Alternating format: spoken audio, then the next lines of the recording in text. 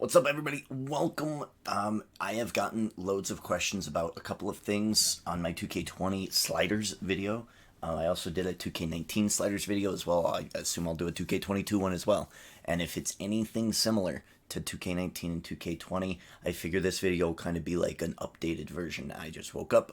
I just got this message from some of you saying, hey, I still don't really understand how to adjust allies and adjust entrances and things like that. So I kind of want to go through some of the things that I do for my universe mode, my play now mode, team mode, and all these other fun things. So I'm going to quickly go through that just real fast for you, like a really quick sliders update video just for pretty much every game in the 2K series, because they've all been pretty standard. We of course we all know that every year seemingly is the same game with new people, right? They seem like updates. So we'll go quickly through this. What I'm going to do is turn off the music, though, for this, because I want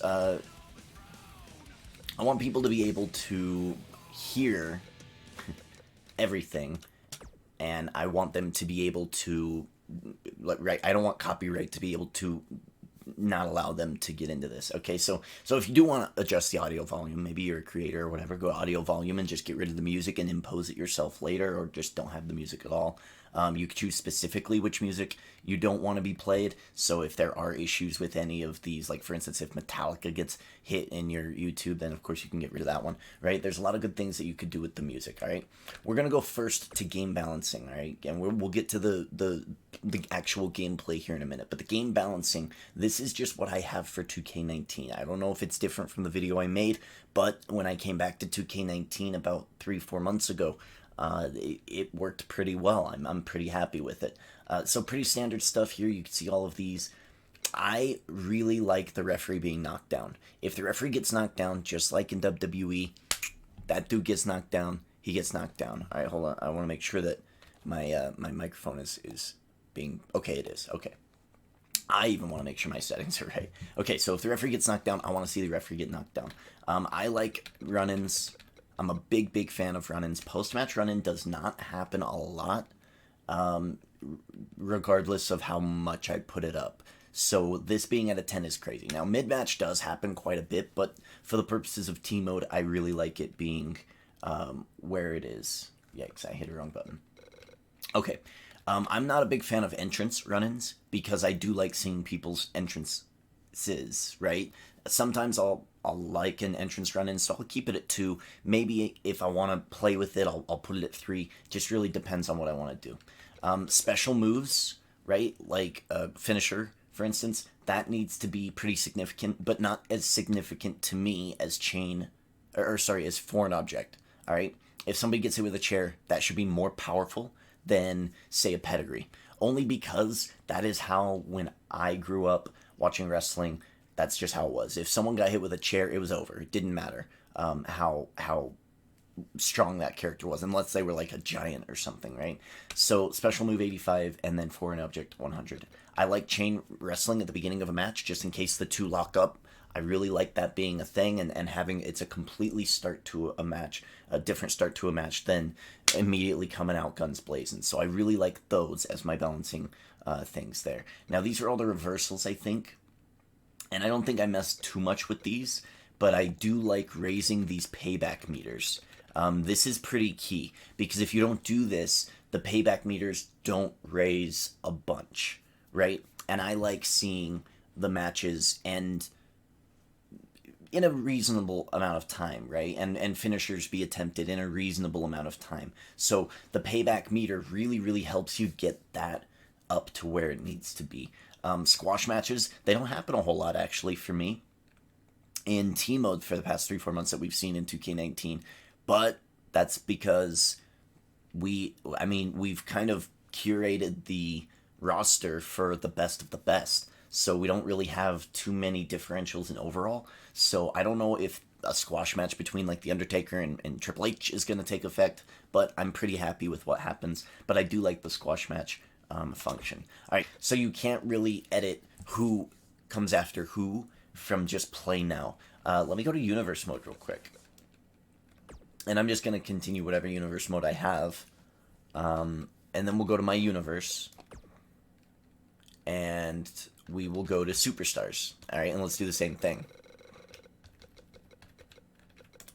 All right, Braun Strowman. Oh, be careful. When you go in, you have to hit edit, not select, right? So down at the bottom, you can see that menu.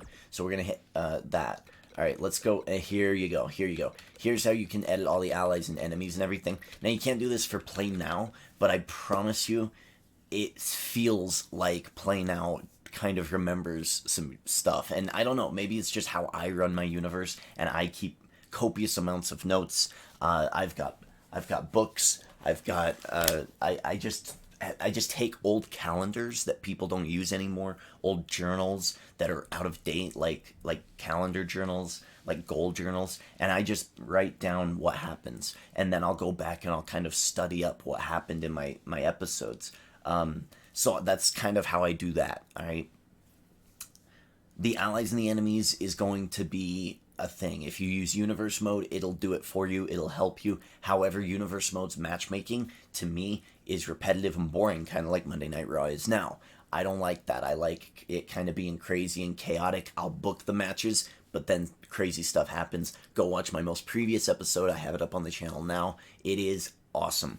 I've noticed that, right? And if they're allies, then as simple as that. I'll show you how I make allies. Recently, we had Dusty Rhodes and Big Boss Man help each other out in a match, all right? So for me, I went down here to edit teams, and I just put them in a tag team. Simple. That's all I did. I put them in a tag team. Now, I didn't give them a tag team name. I call them the Dream Team. I didn't give them very many adjustable things. I didn't, choreograph their attires or anything, because they're just trying to help each other out for now. They're not really a big thing. And again, go watch that new episode, right? Because if they win on their debut match as a tag team, then maybe I'll make them a tag team. Very much like RK Bro, right, on Monday nights that we're seeing. That's actually a really good storyline for Monday nights. That you have to build that relationship. You can't just boom tag team, because it's too quick. You've got to have a build to it, right? So that's what I would do. If you want to make allies, just make them a tag team, and that'll grow naturally, right? When you're in universe mode and you're starting a show, that you don't fuck this up, okay? So I'm going to start the show. I have no idea what it is, but we're going to start the show, all right? We're going to start the show. I'm going to show this to you guys, all right? Now you can turn this off too. If you don't want this loading screen, you don't need to have it. But this is really just a loading screen. But it's kind of neat. It's kind of nifty. But this is probably going to get you copyrighted to hell if you're doing YouTube stuff. So I don't know. There's another reason that I don't really do the stuff. You can skip this if you want. You don't even need to have it in your show if you don't want. So down here at the bottom, if you accidentally hit the thing page up for my stuff, because the entrances are on right now, if I go through this match, if I go in and play this match, and let's say Baron Corbin wins, and then we get out of it and we're back to this menu, sometimes that little function down there automatically turns off. And that needs to not happen. I just mentally keep it in your head every single time. That needs to be checked every single time. Every single time. When we get over to this match, we need to make sure the entrance is on. When we get to this match, we need to make sure entrance is on. You just got to keep it in track. That's one thing that they should fix. It's tough, but make sure that you have that on. That's most of the questions that I get through my YouTube most of the time. So I hope this helped. I hope this is better than me kind of like explaining it through text, because you can't get context fit into text. It's impossible in the real world and in that verbal way as well. So thank you for hanging out. Thank you for asking your questions, and we'll catch you back some other time. Ciao.